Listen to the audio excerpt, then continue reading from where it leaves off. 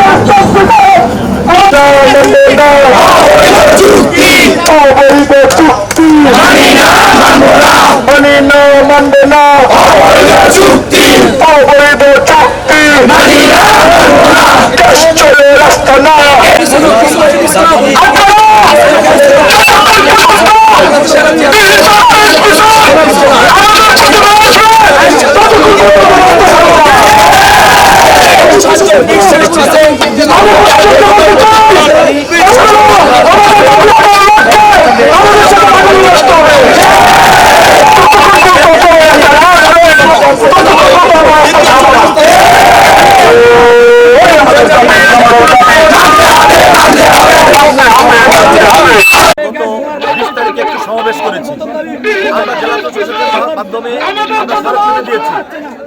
আমরা এখন পর্যন্ত আমরা কোনো সুফল আমরা দেখছি না। আমরা আসছি এই সুন্দরবন কোম্পানি আমাদের ভোলার গ্যাসের সাথে তারা চুক্তিবদ্ধ, কিন্তু তারা ভোলায় গ্যাস না দিয়ে ইন্টারকোর সাথে একটি অসম চুক্তি করে তারা ভোলার গ্যাসকে বাইরে সাপ্লাই দিচ্ছে। আমরা এর প্রতিবাদ করতেছি।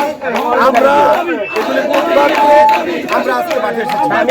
এর পাশাপাশি আমাদের ভোলার মানুষের মৌলিক দাবি, আমরা ভোলায় একটি মেডিকেল কলেজ চাই, আমরা ভোলায় বরিশাল একটি ব্রিজ চাই, আমরা ভোলায় একটি বেসরকারি বিশ্ববিদ্যালয় চাই। এগুলো ভোলার 22 লক্ষ মানুষের অধিকার।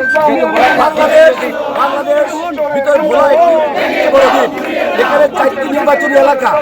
সুতরাং এই এলাকার মানুষের এই মৌলিক এই সাংবিধানিক তাদের সাংবিধানিক এই অধিকার থেকে বঞ্চিত করে আমাদেরকে প্রতি রাখা হয়েছে।